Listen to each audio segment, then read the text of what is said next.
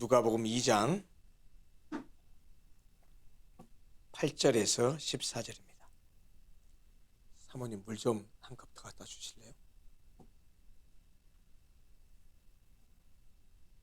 누가복음 2장 8절부터 14절입니다. 함께 읽습니다. 그 지역의 목자들이 밤에 밖에서 자기 양떼를 지키더니 주의 사자가 곁에 서고 주의 영광이 그들을 두루 비추매 크게 무서워하는지라. 천사가 이르되 무서워하지 말라. 보라, 내가 온 백성에게 미칠 큰 기쁨의 좋은 소식을 너희에게 전하노라. 오늘 다윗의 동네에 너희를 위하여 구주가 나셨으니 곧 그리스도 주시니라. 너희가 가서 강보에 쌓여 구유에 누워 있는 아기를 보리니 이것이 너희에게 표적이니라 하더니 호련히 수많은 천군이 그 천사와 함께 하나님을 찬송하여 이르되 지극히 높은 곳에서는 하나님께 영광이요 땅에서는 하나님이 기뻐하신 사람들 중에 평화로다 하니라. 아멘. 오늘 새벽에는 누가복음 2장 앞부분 1절부터 7절을 봤었습니다.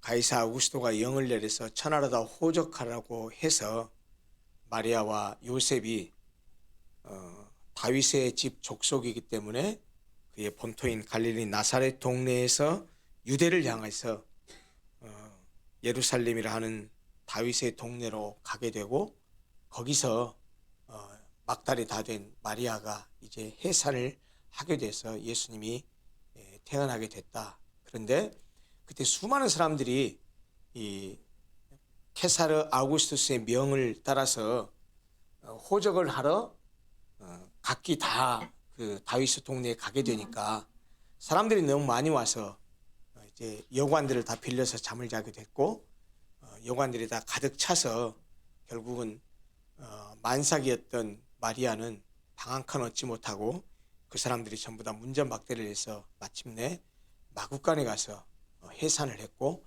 예수님은 말 밥통에 말 구유에 누웠다 하는 그런 내용이 바로 앞절 누가복음 2장 1절부터 7절까지의 내용입니다. 이어지는 오늘 본문 8절부터 14절은 이제 그렇게 예수님이 태어나고 나서 맨 먼저 목자들에게 천군 천사들이 예수님이 태어난 소식을 전해주었던 그 내용들을 기록하고 있습니다. 쉽게 말하면 오늘 본문은 천사가 들에서 양을 치던 목자들에게 예수님의 탄생 소식을 전해주는 그런 내용입니다. 말씀드렸다시피 예수님의 탄생을 가장 먼저 알게 된 사람들은 들에서 양을 치던 목자들이었습니다. 하나님은 천사를 통해서 목자들에게 온 백성에게 미칠 큰 기쁨의 소식, 그게 뭡니까? 바로 예수님의 탄생 소식이죠. 그 소식을 가장 먼저 알려주십니다. 그런데 천사가 전해준 그 큰 기쁨의 좋은 소식의 표적은 뭐냐면 강보에 쌓여 구유에 누인 아기라고 말합니다.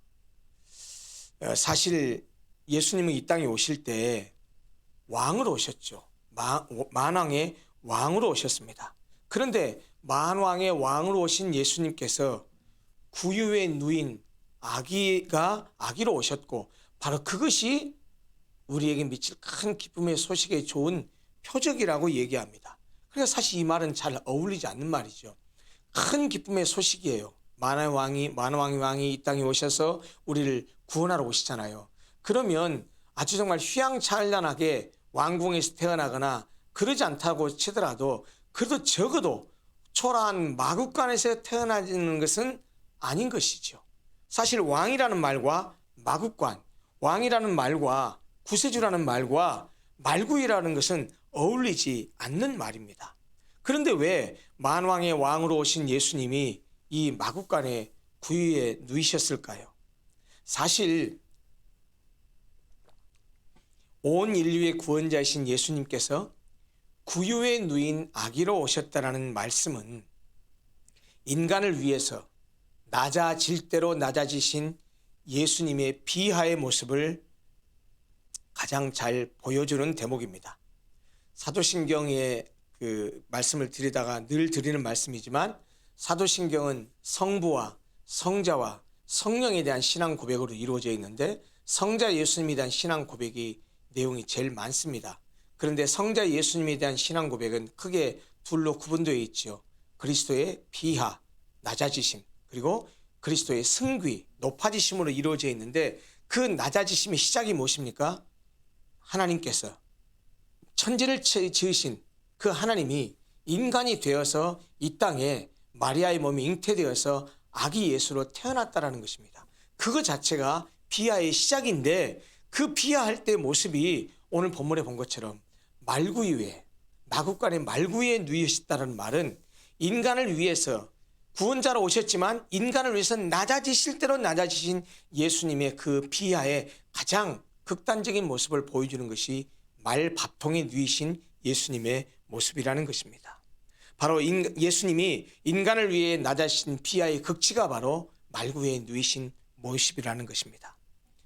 더 나아가서 예수님이 그렇게 낮아지신 것은 다른 한편으로는 누구나 예수님께로 나올 수 있게 하기 위함이었다고 볼 수 있습니다. 만약에 여러분 생각해 보십시오. 예수님께서 왕이시기 때문에 로마의 궁정에서 태어났다고 한다면 아마도 평범한 사람들은 예수님께 나아갈 수 없었을 것입니다. 그러나 예수님은 이 땅에 오실 때 천한 죄인의 우리 인간의 모습으로 오셨을 뿐만 아니고 태어나실 때도 마구간의 말구 위에 누이셔서 태어나셨습니다. 이렇게 가장 비천한 모습으로 오셨기 때문에 지위 고하를 막론하고 신분이 높고 돈이 많고 많이 배운 사람뿐만 아니고 무식하고 돈 없고 아주 천박한 사람도 예수 그리스도에게 쉽게 나아갈 수 있게 되었던 것이죠. 실제로 그래서 예수님은 공생의 3년 기간 동안에 사람들로부터 특별히 바리새인과 서기관들로부터 배척받았던 그런 사람들, 다시 말하면 죄인의 대명사에 있었던 창녀들, 그리고 세무서 직원들, 세리들, 그리고 소외됐던 몸이 불편했던 사람들, 고아들, 과부들, 그런 사람들과 예수님은 친구가 되어서 그들의 벗이 되어 주셨고 그들이 주님께 나오는 것을 전혀 막지 않으셨습니다. 참된 왕이신 예수님께서는 비천한 사람들까지도 얼마든지 다가갈 수 있고 비천한 사람들도 얼마든지 가서 경배하고 또 예배할 수 있는 그런 구유에 누이신 아기로 오셨다는 말입니다. 참된 왕이신 예수 그리스도께서 이렇게 구유로 오신 이유 중에 하나는 누구나 예수님께로 가까이 오게 하기 위함이었다는 말이지요. 그런데 천사들이 목자들에게 전한 소식은 온 백성에게 미칠 큰 기쁨의 좋은 소식이라고 말합니다. 이 수식어가 많이 붙어 있어요. 그냥 소식이라고 하지 않고 온 백성에게 미칠 큰 기쁨의 좋은 소식. 수식어가 되게 많습니다. 좋은 소식인데 어떤 좋은 소식이냐? 기쁨의 좋은 소식이래요. 어떻게 기쁜 정도냐? 아주 큰 기쁨의 좋은 소식이래요. 그런데 그 기쁨의 소식이 누구에게 전해지느냐? 온 백성에게 미쳐질, 온 백성에게 이를 큰 기쁨의 좋은 소식이라고 말합니다. 그 구체적인 내용이 뭡니까? 그게 예수님의 탄생 소식이잖아요.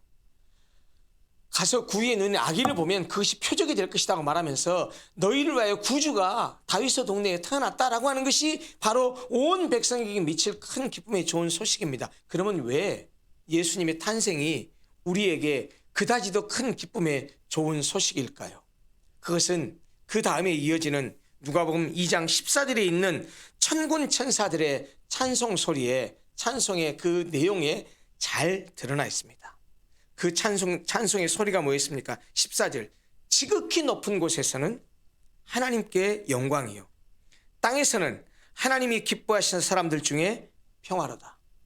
영어 성경을 보면 아주 대조적으로 아주 잘 나타나 있습니다.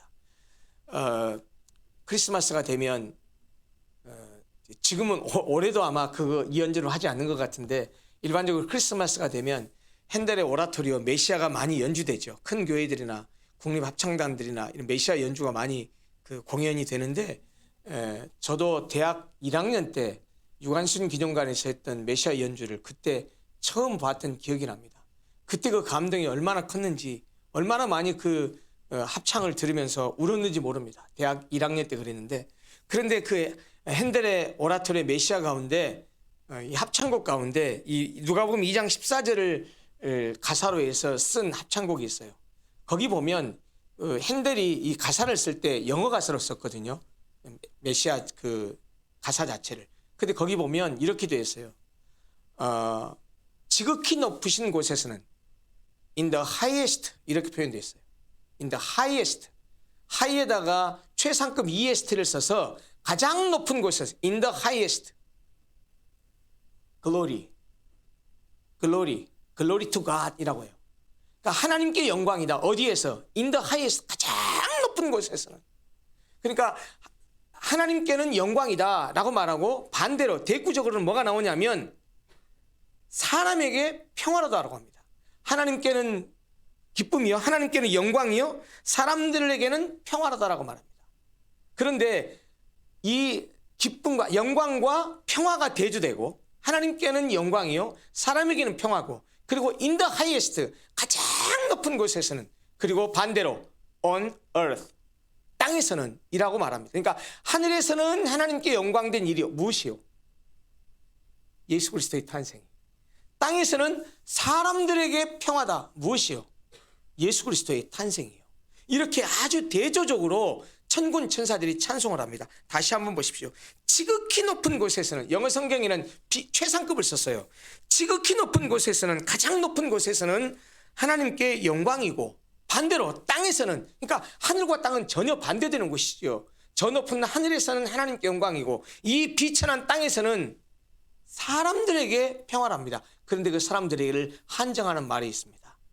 하나님이 기뻐하신 사람들 중에, 하늘에서는 하나님께 영광이요, 땅에서는 사람들에게 평화인데 그 사람들은 어떤 사람들이냐? 하나님이 기뻐하신 사람들 중에 라고 말합니다. 여러분, 왜 하늘의 저 지극히 높으신 저곳에서는 하나님께 영광일까요? 예수님의 탄생이 왜 하나님께 영광일까요? 여러분, 이 온 우주 만물을 하나님이 창조하셨습니다. 그리고 피조물의 극치로 당신의 형상을 따라서 인간을 창조하셨습니다. 그리고 하나님은 인간을 창조하신 후에 당신의 형상으로 창조하셨기에 인간과 소통하며 교제하기를 원하셨습니다. 그렇게 살아가기를 원하셨습니다.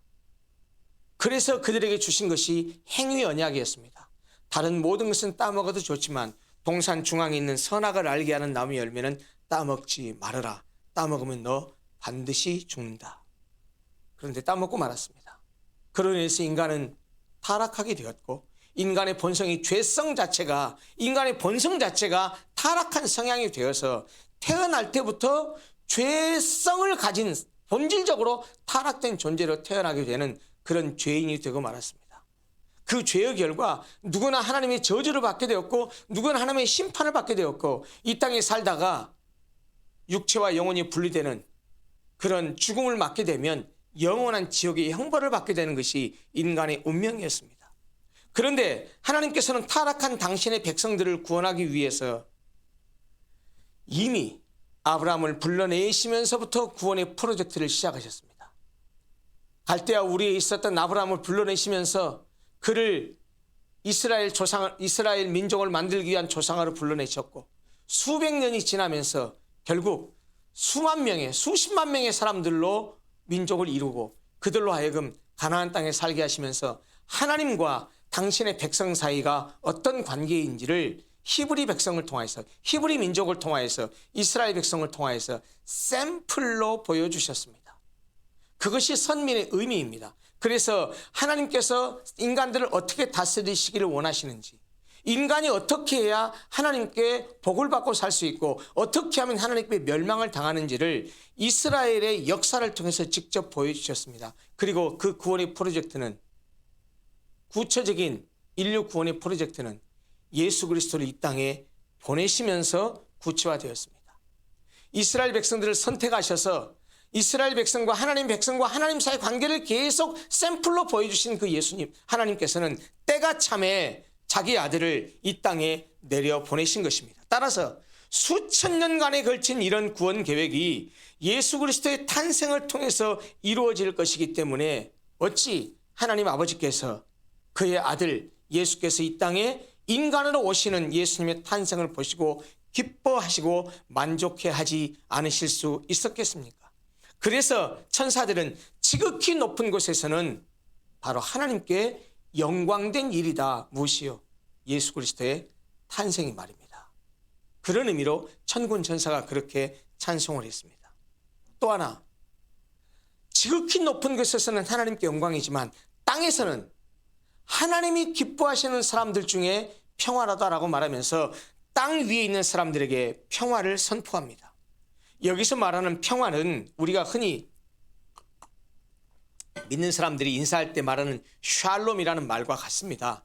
샬롬, 이 평화는 인간이 누리는 건강과 평안, 번영과 복지를 포함한 넓은 의미의 평강을 말합니다. 하나님과의 적대 관계가 해소될 때 비로소 누릴 수 있는 하나님과의 근본적인 평화와 그 하나님과 평화를 누림으로 인해서 오게 되는 마음의 평안, 그리고 실제 인간의 일상생활 가운데서 누리게 되는 화평함, 번성함, 이런 모든 것들을 다 포함하는 말이 오늘 본문에 나오는 사람들 중에 평화로다라고 말했을 때 평화가 갖고 있는 의미입니다. 그런데 이 평화는 모든 사람들에게 주어지는 것이 아닙니다. 땅 위에 있는 모든 사람들에게 주어지는 것이 아니고 땅에서는 사람들 중에 평화라고 말했는데 그 사람들은 한정된 수식어가 있습니다. 성경이 뭐라고 말합니까? 하나님이 기뻐하신 사람들 중에, 하나님이 기뻐하신 사람들. 어떤 사람을 하나님이 기뻐하실까요? 하나님이 기뻐하시는 사람들은 어떤 사람들일까요? 다른 사람들이 아닙니다. 그가 죄 때문에 멸망해가는 인류를 구원하기 위해서 자기 외아들을 이 땅에 보내서 그 아들을 믿기만 하면 죄에서 노임받고 구원받는다라고 하는 그 복음을 주셨는데 그것을 위해서 하나밖에 없는 자기 아들을 보냈을 때 그 아들을 믿음으로 받아들이는 사람들. 예수가 이 땅에 우리를 구원하기 위해서 오시고 우리와 함께하기 위해서 오신다는 사실을 믿음으로 받아들여서 하나님의 자녀가 된 사람들. 하나님께서 왜 보좌 영광을 다 버리시고 이 땅에 자기 아들을 보내셨는지 그 뜻을 깨닫고 그 예수 그리스도를 구주로 받아들인 사람들, 그 사람들이 바로 하나님이 기뻐하는 사람들입니다. 바로 그 기뻐하는 사람들 중에 평화라고 하는 것입니다. 예수 그리스도를 믿는 하나님의 자녀들만이 원수되었던 하나님과의 막혔던 담을 헐고 그리고 하나님과 평화할 수 있습니다. 그렇기 때문에 하나님이 기뻐하신 사람들 중에만 평화가 임하게 됩니다. 예수 그리스도가 주시는 평화는 바로 그를 구주로 믿는 우리들에게 주어진다라는 말입니다. 오늘 우리는 누가복음 2장 8절부터 14절에 있는 천군 천사가 목자들에게 예수 탄생의 소식을 전하고 나서 천군 천사들이 찬송하는 그 노래소리를 함께 묵상했습니다. 우리가 해마다 12월 25일을 성탄절로 지킵니다. 성탄절을 지키는 의미가 무엇일까요? 세상 사람들은 성탄절이 그다지 우리가 생각하는 그런 의미는 아닌 것 같아요. 참 기억에 떠오르기 싫지만 사람들은 날짜의 어떤 의미도 모르고 그냥 기쁘고 즐거워하는 일에 혈안이 되어 있는 것 같아요. 지난번에 12구 참사가 있었던 날도 사실은 할로윈 데이가 무슨 날인지도 모르고 젊은이들은 소위 해방구라고 하는 이태원에 몰려들면서 그런 참사를 당하고 말았습니다. 사실 너무나 안타까운 참사인데 사람들이 그 의미를 좀 날짜의 의미를 알면 우리가 그 의미를 알고 그 날을 보내면 좋겠는데 12월 25일도 마찬가지거든요.